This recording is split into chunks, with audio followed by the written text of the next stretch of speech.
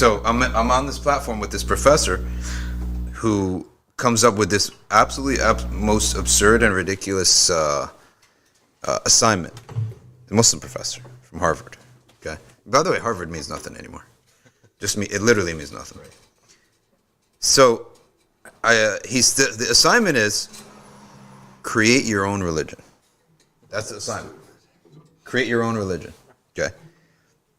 As if to say that humans can govern themselves, right? Like you couldn't. We always have checks and balances, right? But so something like a religion has to come from outside the human being. Anyway, I love what someone said, is that if you're going to say create your own religion, then create your own brain, create your own nebula, create your own universe, create your own creation, right? Because the prerequisite of a religion is that there's a creation, right? So that's the first thing that he said was really smart. But then I said, I just off the cuff, and that's why I got rid of Twitter, because they just say stuff off the cuff without thinking.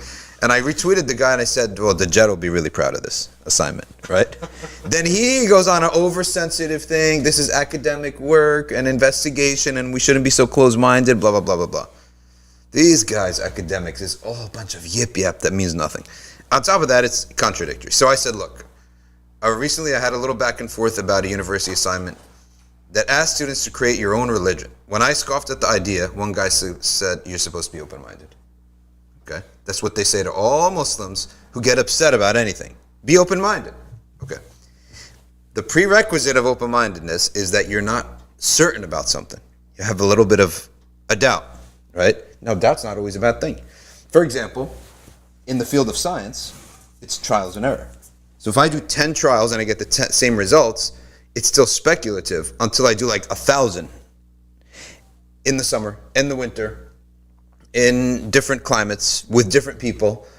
And if I did 20,000 experiments a year, over 100 years, the scientific community, then you could say this is like an absolute fact. Like gravity exists. It's an absolute fact.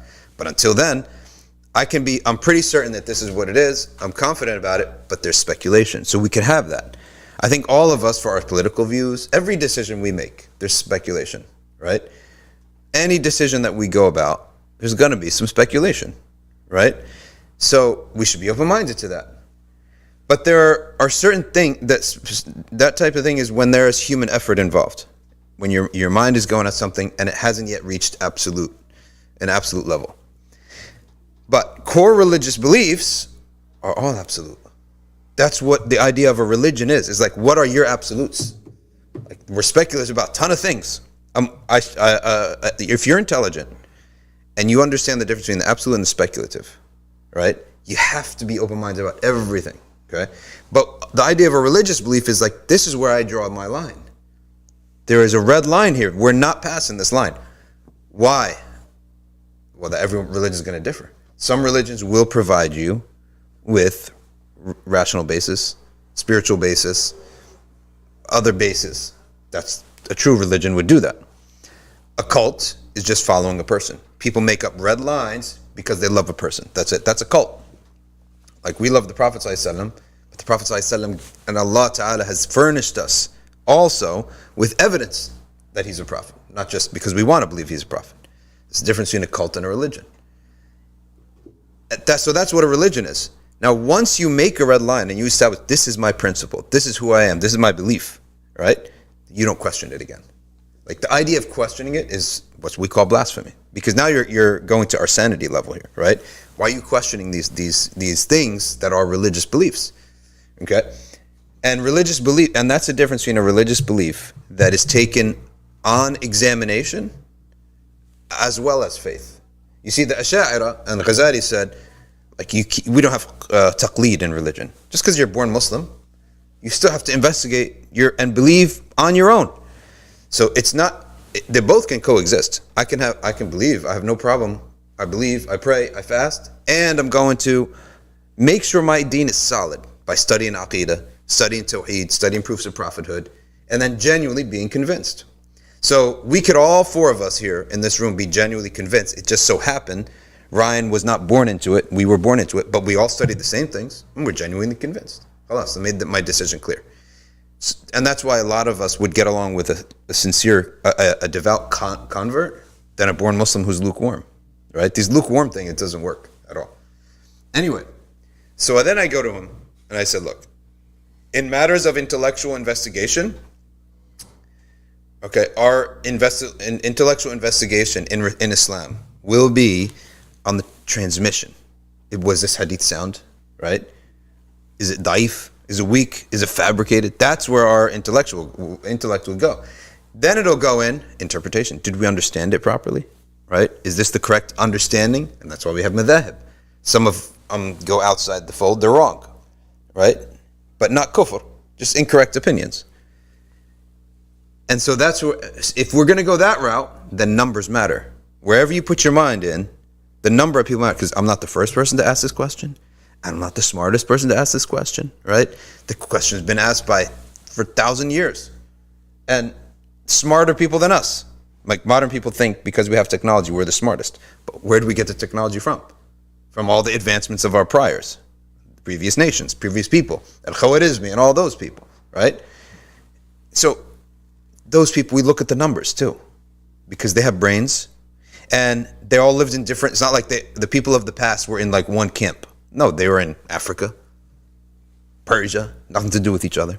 Centuries separated them. So if they all came to the same conclusion, pretty much that's true, right?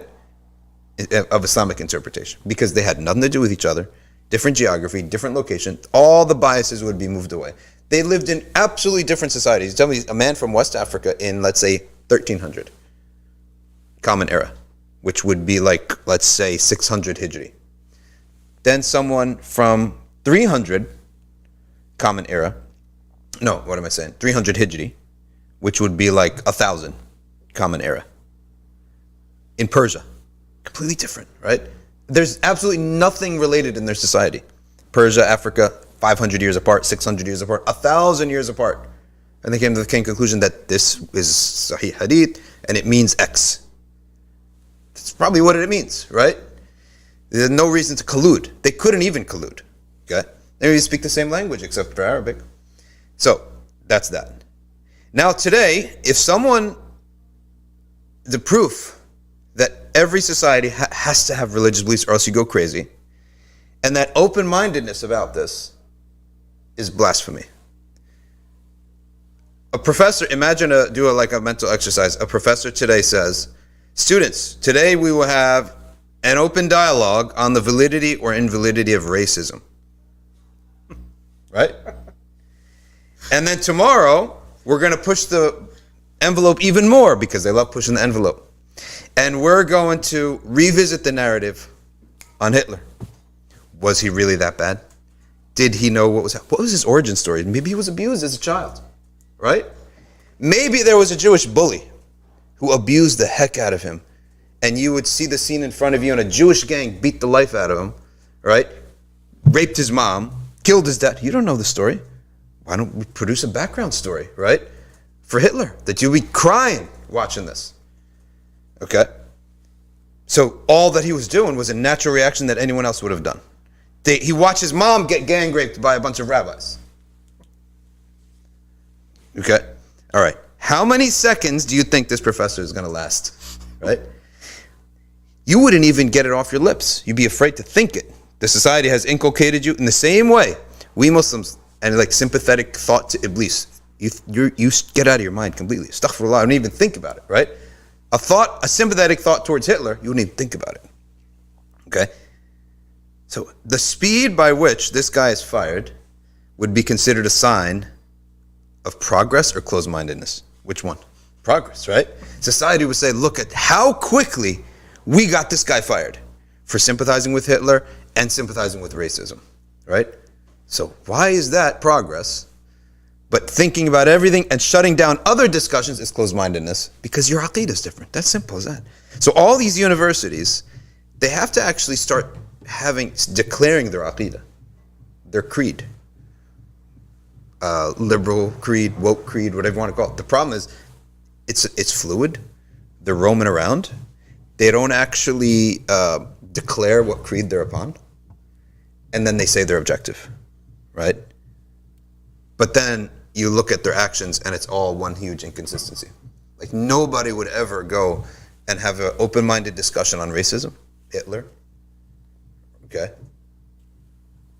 But yet, the Quran, the Prophet, peace be upon him, the cartoons of the Prophet, peace be upon him, literally playing games with deen, you get hired for that. You say the other stuff, you get fired. Right? I mean, they're epistemologically fluid, whereas we have an epistemology and we don't vary from that. They're epistemologically. Is he on? Is his mic on? This Dr. Harrison mean, folks. We don't have cameras. We're going to get cameras, right, for everybody. These guys are epistemologically fluid, right? But they're not fluid on the majority. They follow the jumhur, even if jumhur is wrong. Whatever the Hollywood and business, wherever they go, guarantee you academia will follow. Academia is not in the lead, right? They're not in the lead. Hollywood, business is really the determinant. Because once the corporations go with something and something sells, that's the decision is made, khalas, for the society. In a capitalist society, they're the arbiters. They're the Supreme Court of ultimately what gets the green light and what. So you could all talk, you can make your art, you can make your academic things. If we cannot sell this to the public, if our shows will get canceled, okay, because we do this, green light's off. If a Nike athlete says it and Nike gets a reaction, he's out, right? So China, you cannot question China. Why? Because Nike said so, right? I mean, what was the joke that I think Dave Chappelle made about if Nike sponsored the shoes that Martin Luther King marched in, right, we'd get nowhere, right? So LeBron James says something about China.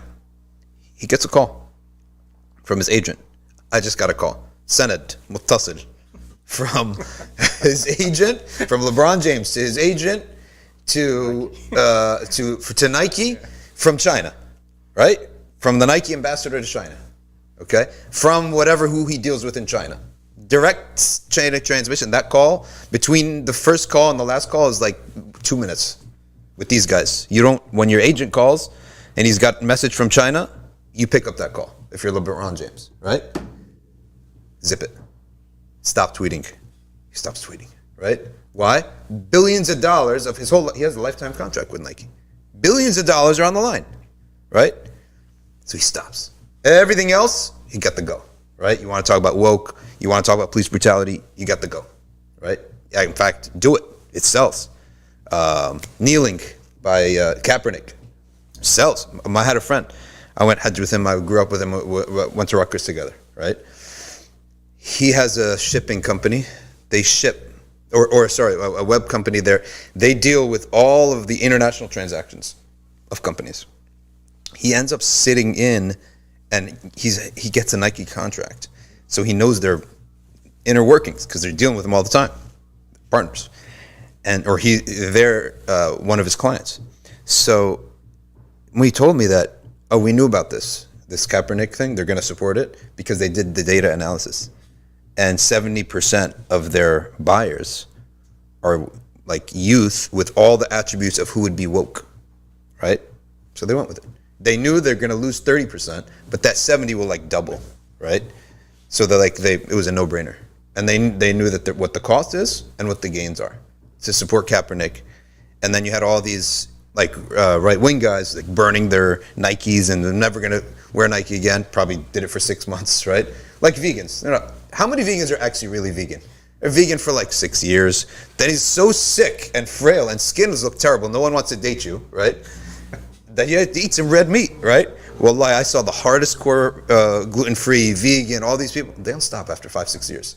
They don't have istiqamah up on it, right? It's like how many Muslims deleted Muslim Pro and then re-downloaded. Oh, of course, yeah, right? So all these guys talk about objectivity, yet or open-mindedness on matters that they have already agreed on. But when it comes to their real red lines, they close it down, right? And the society is going to do that. But their epistemology is all through, it's a capitalist epistemology. If this sells, we do it, right? If the majority in Jumhur go with it. But our epistemology is not based upon what everyone's doing. Okay, our roots, our furu' maybe on our scholars. There's a difference. So majority to us does matter on scholars, right? Scholars' interpretation, that does matter. But the roots of the matter, when you contradict certain things that are from the roots of the matter, it doesn't matter if 99.9% of the people contradict those things. If 99% of the people today told you, I mean, you could be in a hospital and 99% of the people will tell you that a trans woman is a woman, right? It doesn't make a difference if 100% of you guys say it, right? Because there's some things here that aren't questioned. That's the idea. What do you think? I think that if we go even deeper, Yeah. it really comes down to, and I know you talked about epistemology, which is true, but I think ultimately what this is really a reflection of is the reality that we see today across the globe, that the self has been elevated to the position of God. The self. The ego. Yeah. The world has become completely egocentric. So yes, there are going to be differences of opinion with respect to the manifestation of the ego and the desires of people.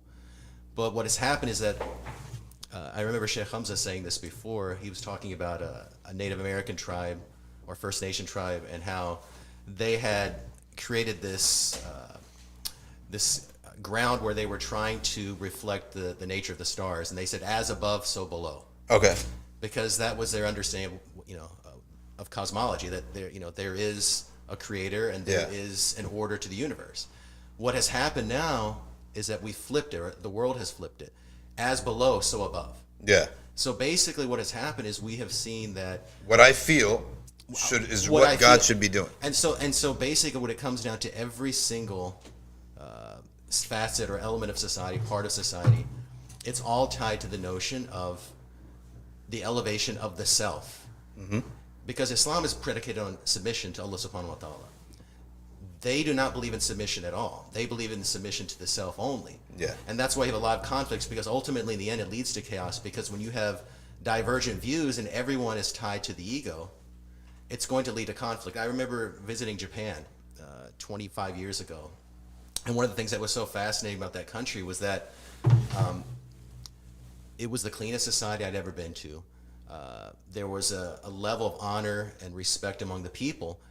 And every country, every society has issues. But the thing that stood on my mind, the reason behind that was because it was a very homogenous society. I agree with that.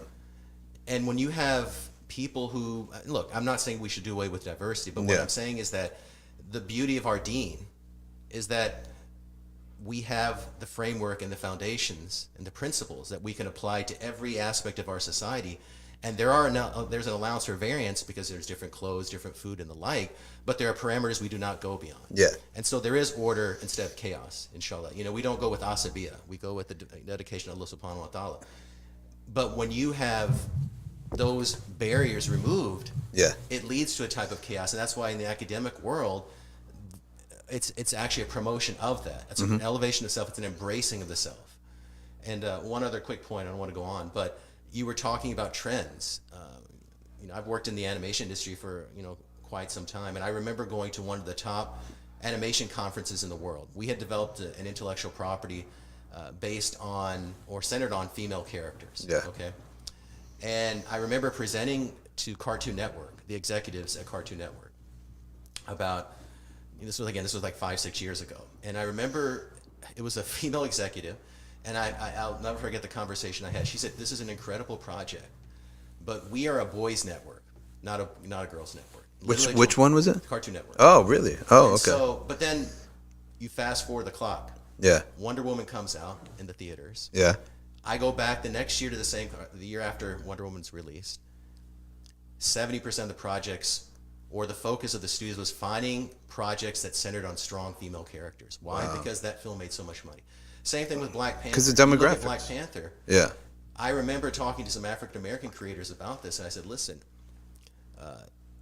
your project, just stay the course. Don't sell your intellectual property to a third party, because this movie Black Panther is coming out next year. Yeah. And I know the African American community and the Black community as a whole wants this type of content.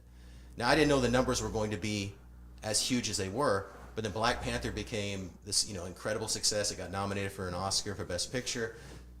And then the studios again flipped. They moved and said, okay, now we're looking for African American creators. Yeah. Disney actually has signed a deal with a very small independent studio that focuses on African content. Why? Because there's money to be made, and again, it goes back to the self. Which goes back to it is accurate to say that capitalism, in a sense, is a deen. Yes. In that it is the final arbiter of what gets a green light and what gets a red light, right? And if you go it's even the final farther arbiter. back, capitalism is based on the notion of the carnal, of the sensual, of the physical. Yeah, consumption, The consumption for yourself. Consumption of the self, Yeah. and not really focused on the metaphysical Yeah. or the unseen. And that's the one thing I think that they don't understand with that question that professor asked, is that for us, the unseen world is as real, if not more real, than the seen world. Yeah, and one guy, he said, listen, you getting upset at me. He retweeted, blah, blah, blah, dramatic. One guy said, listen, you're getting upset at him, but you offered for people to create their own religion. What if that's his religion? What if his religion is to follow another religion, right? So why would you get upset at anything at that point? Because you offered people, make your own faith. What if I make a faith where you're the Dajjal, that you're the devil, right? Well, I mean, you said make your own faith, right? What if I made it and Hitler is a prophet in this fake religion, right? Who's to say that you open the door, but you now want to selectively close certain doors that you don't like. But you know your university is going to fire you for it. That's why. You're not going to get a paycheck anymore for certain things. So this whole thing of the diversity point that you made was also a really good point. You know, the point for people just joining is that what Sohaib just said is, today's guests are Sohaib Awan and Dr. Haris Amin. Sohaib Awan, he's a lawyer, but he's in the entertainment business, and he's helped us so much with this. And he's the link that got us our promo. That we're going to have a promo now, an introduction. You'll see it maybe next week. We'll finalize everything. We'll put a little video to it. We'll have the credits and everything.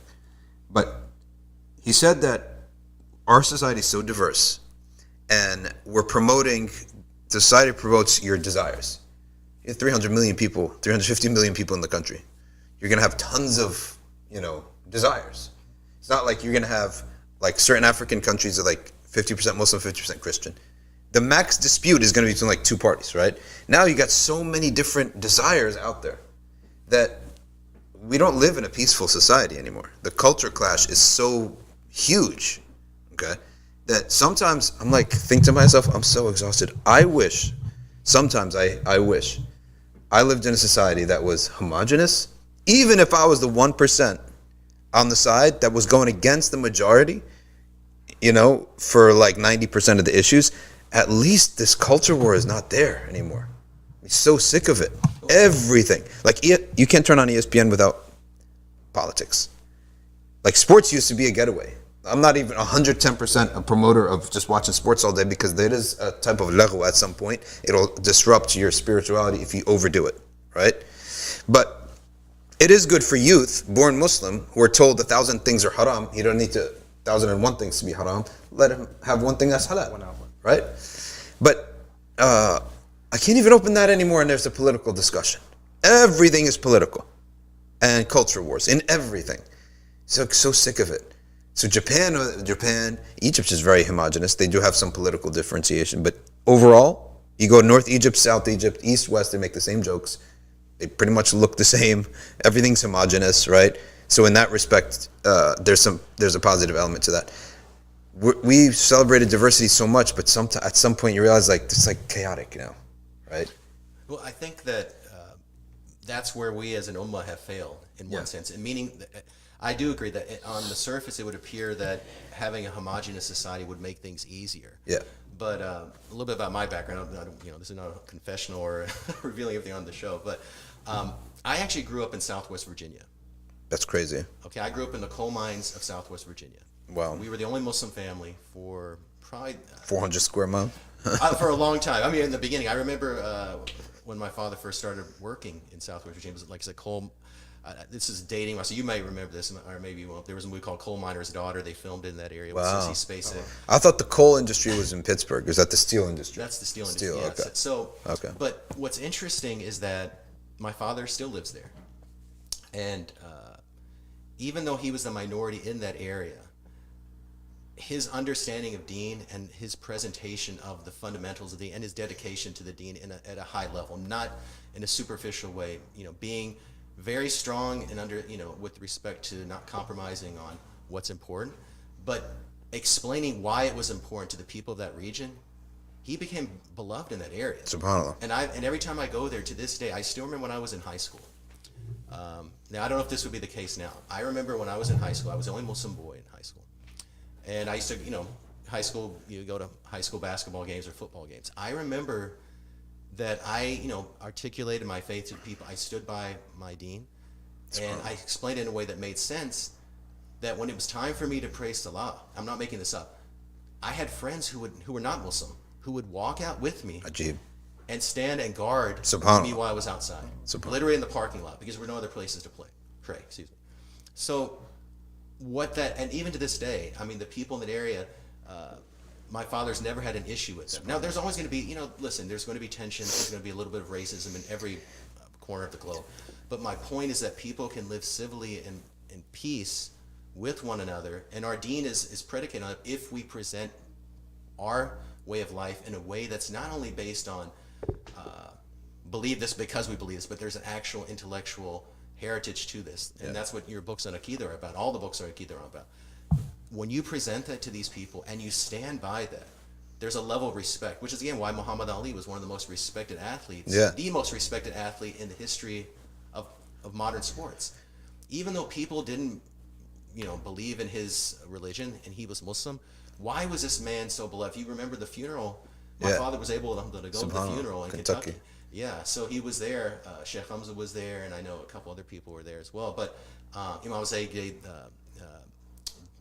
basically was there, and prayed for him and his family, and did the janazah. But my point is that here was somebody who lived the faith. And I remember you mentioned this yesterday, I think, during the show, which was such a great observation, that Islam is not an academic pursuit. Just like you were talking about these professors. It's a lived, it's a way of life. Yeah. So if you can talk all you want, you can pray, and that's a wonderful thing. But if you are not actively improving the world you're in,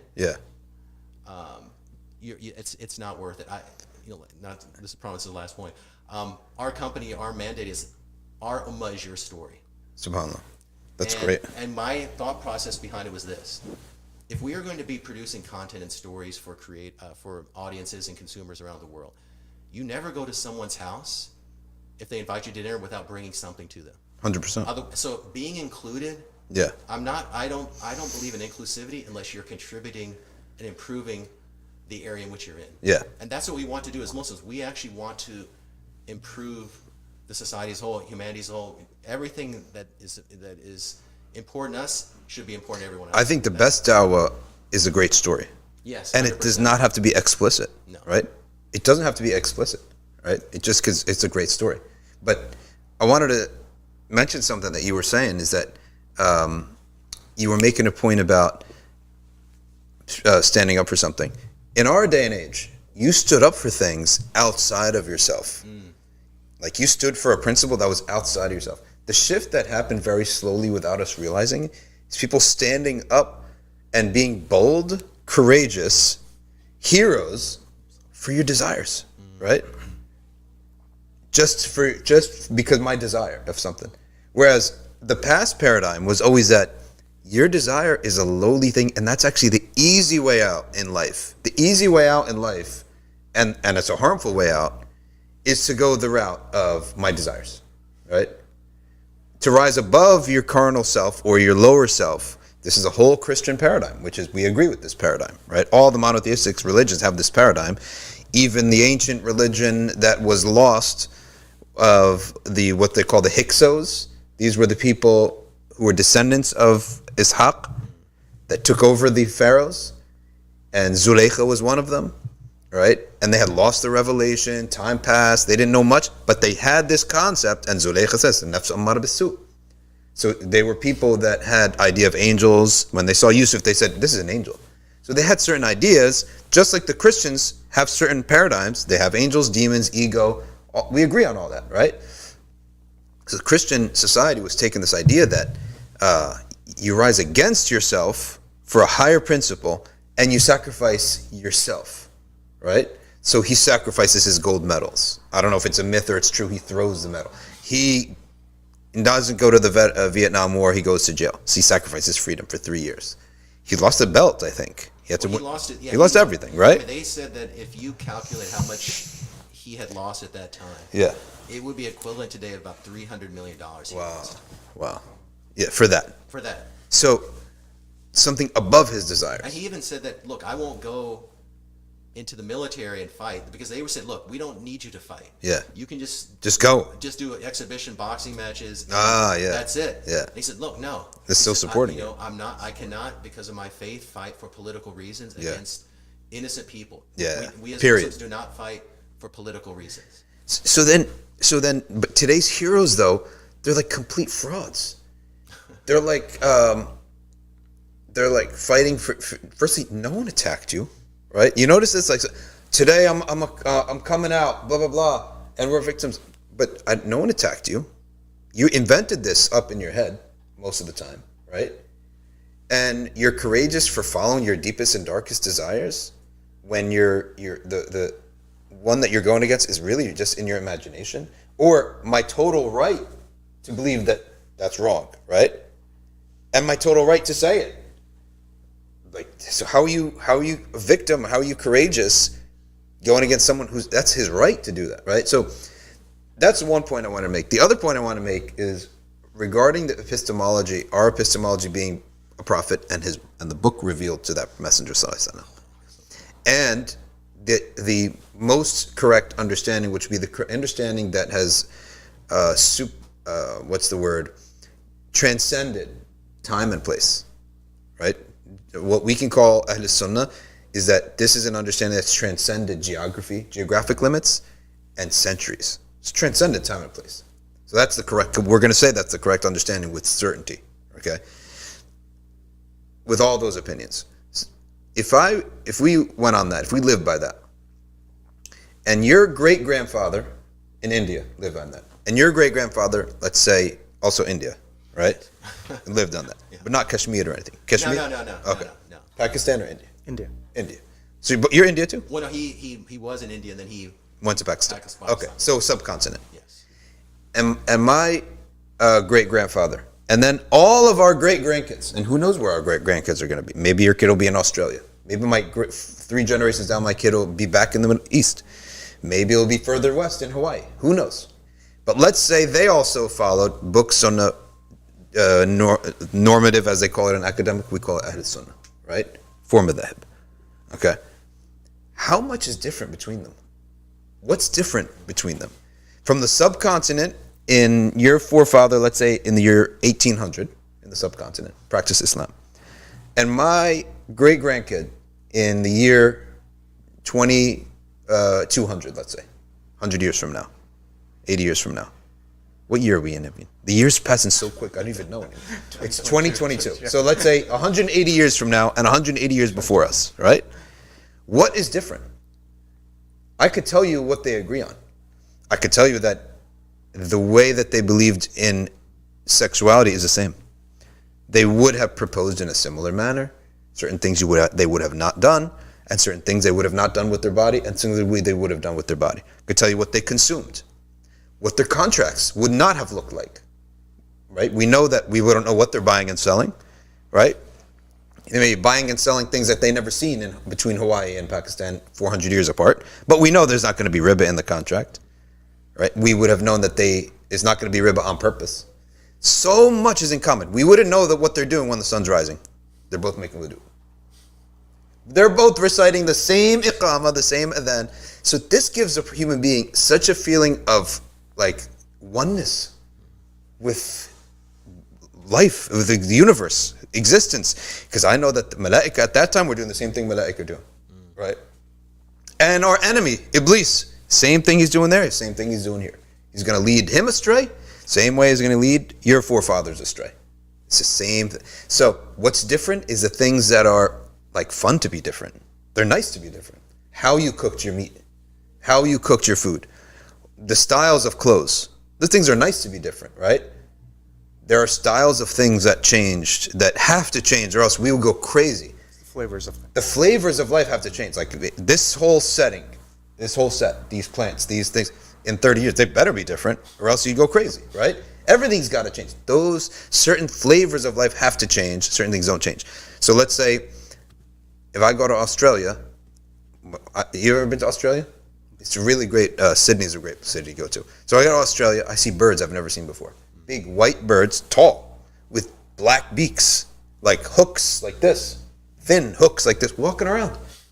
Like we've never seen birds like that. It's tall, so maybe like this high, and it's white, and it's got a black face and a black beak that goes like this, and black legs.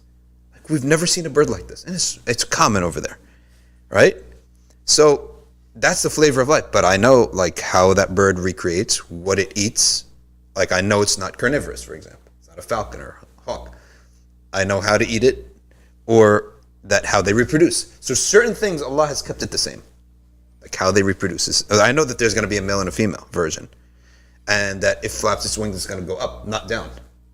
There's not going to find a bird in the world that flaps its wings and go forward, right? Or walks forward and goes backwards. No, certain laws would make us crazy if they changed. But certain things in the creation, if they stayed the same, we'd go crazy. You notice that? This is an amazing thing from Allah subhanahu wa ta'ala. Like oxygen. Oxygen, if it goes, you're a doctor, you have to have oxygen in your lungs. But oxygen, if it goes up to the brain from outside the body, It's not good. you can. What would happen? What would happen if you drilled a hole in someone's skull? It's not good. Something bad's going to The happen. outcome would not be good. The outcome is not going to be good. If I just poked a hole in anywhere randomly in your body and I stopped pumping oxygen, wouldn't you get sick? So the oxygen, we need it so badly, but it has to go in one spot. Food, there's two. It's one mouth, two esophagus, and the trachea, right? The food has got to go in the esophagus. If it goes in the trachea, oh, you're in trouble. You die, right? So Allah subhanahu wa ta'ala has made certain things like the fineness of a hair, but they have to be in opposite directions. One always changing, and one always staying the same. So, I wanted to say I was listening to Sheikh Abdul Hakim Murad, and he was, he talks above me, so I only can capture a little bit. But he was talking about how in the Western concept there's some painting or something of a creature that's looking backwards but walking forwards, and he said that like that's a reflection of humanity, right? But Islam kind of gives you your forward, just what you were saying about that we know where we're going, not only in what we do in our amalat, but also what the Prophet told us how the world is going to be and what we have to look out for. My second point was that taking away God frees up your ego to do things. So that kind of society long-term only succeeds until under an authoritarian rule, 100%. right? So like because China, who's to say? China, like you can think whatever you want, doesn't matter. The Communist Party will tell you what to do. So we'll see how long that sort of because a guy like let's say Marx comes up with an economic system he thinks is equitable to society. It's his idea, right? So the only way for them to enforce it, they cannot preach it and get us to be convinced. They can't, right? They have to force it by law. And then if you're going to force it, what's the limits that you guys have? You have no limits. Marx never wrote a book and he said, okay, look, if the people reject it, then the first category of people are sinners. The second category is innovators. The third categories are conquered peoples. The fourth category, there's no such thing as that, right? So when it comes time for Stalin to actually execute this thing, there's no direction on what to do with people who are against it. Kill them. Force it. Right? Kill them. And no separation between Stalin. Are you upset because you reject Marxism or that he offended you? Right? That concept too. We have in Sharia, we have in a divine religion, there's a way to convince people. And then there is a time to use force. There is an aspect where you can use force. And there is an aspect you cannot use force. Right? And it's all written in stone and set for us. So we know when can we use force, when can we not use force. It's only when it's hurting the external, not you can do whatever you want. Yeah, that's true. Only when so the king, you're depriving your people of Tawheed? All right, you got 3 days, waging war on you. The king only. You can't go into the towns raping people and taking, just the king and his army. Once that's submitted, this is the olden days, of course, right? Once they're submitted, that's it. You can't go around putting gun to people's head and say, pray, right? Plus, you don't want to believe, don't believe. It's up to you, but pay, right? By the way, that jizya is not even a lot of money. You know the Umayyads, they ruled these people. Just look at the jizya, look at the tax, the zakah. The jizya, it's not jizya, it's kharaj. It's the kharaj. Property tax. The property tax. You can't charge a Muslim property tax, right? Property tax. Because he's not a Muslim and we conquered your territory, so you're paying us property taxes. Wait a second. Stay non-Muslim. He becomes a Muslim, he doesn't pay property tax, but now he pays zakah, but we don't get the zakah. Zakah goes to the poor. Stay non-Muslim. Wallah, that's what they did. And I saw this in one of the professors. There was a guy called Harding, Professor Harding at SOAS. We used to call him Ibn Iblis, right? He went and he said the Muslims, Umayyads suppressed, I didn't know about this stuff. They suppressed people from converting into Islam. I said, impossible. It's impossible. What Muslim would do that? Then I get to the books, I'm like, oh, they did, right? And the reason was, they didn't really care so much about Islam. They wanted the money. So we said, wait a second, that's actually a proof of Islam. Mm-hmm. That's actually a proof, because your jizya is nothing, basically. It's not a lot of money. The kharaj, the property tax of conquered territories, that's what they wanted. Now you become Muslim, we can't charge you property taxes anymore. That's the problem. So they don't want you to become Muslim. And they're becoming Muslim because the Sharia is better for them financially. So if the Republicans all would love Islam if they know about our tax laws. We don't allow these taxes. Sure. None of these taxes are allowed. All this Cayman Islands will go out of business, right? Where all their Swiss banks go out, keep your money, right? We're not taxing you except for police, and we're taxing you for the military. The internal safety, external safety. That's it. We're allowed to tax for that. Alhamdulillah for the United Arab Emirates. Yeah, that's what. So they would love all these tax laws. You know, some people say, some people approach taxes like they approach zakah because piety is built into them. So he says, I don't know. It's my accountant says this is a little bit of a loophole. Am I allowed to take it in the Sharia? It's like, you're not allowed. You have to take it. Protect your money, right? Honestly, if there was a Cayman Island loophole, I'd use it, right? If it was legal, why not? I protect my money. Uncle Sam, it's not his haqq to take my money. Yeah, for the North Brunswick Township, we have an agreement. They're going to take my trash, pave my roads, provide me water. I'm happy to pay North Brunswick Township taxes. I look at the governors, they live in just like me. The money's not being used wrong, right? They're not doing any projects that are bad, right? So fine, I'll pay that, and it's pennies anyway. But the federal taxes, with all you guys are doing, why should I pay this, right? How is it that you're working 6 months out of a year for them, and you're giving that to Uncle Sam, right? So all these things that are almost like, how do we even get to this topic? I can't even remember, right? Well, no, I think you hit it on the head. Again, it's an evidence or proof that when the self is elevated, ultimately, and it leads to conflict. It leads to situations which ultimately will lead to the unhappiness of the human being. Mm-hmm. It frees Iblis, right, to give you your shahawat, and then you just pursue them in the name of you not hurting anyone else. Yeah, exactly. That's it. You can do whatever you want. And you know what they always say? Don't hurt other people. Do what you want as long as you don't hurt other people. Okay. What else is your principle of secular morals? Don't be a jerk. Okay. So all of your stuff is don't be. Well, what to do? What should I do? Right? Like, well, what is goodness? You do you. Okay. So then, what if I'm doing me and you're doing you and Ryan's doing Ryan, and all of our doings come up to a clash? Right? I'm being sincere and I'm not wanting to hurt anyone. He's being sincere, he doesn't want to hurt anyone. You two being sincere, you don't want to hurt anyone. But we're doing the opposite thing. Right? It's going to be chaos in society. Start canceling each other. Yeah, it's chaos in society.